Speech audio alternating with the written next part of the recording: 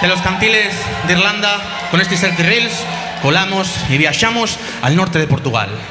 a una terra que se llama Terras de Miranda, aucal tienen en Tobía una lingua asturionesa, el mirandés, lingua na que está cantada la siguiente tema que nos amestamos al estilo Purcheviol de las tierras altas de Escocia, de algo así como el beatbox de fai 3 siglos.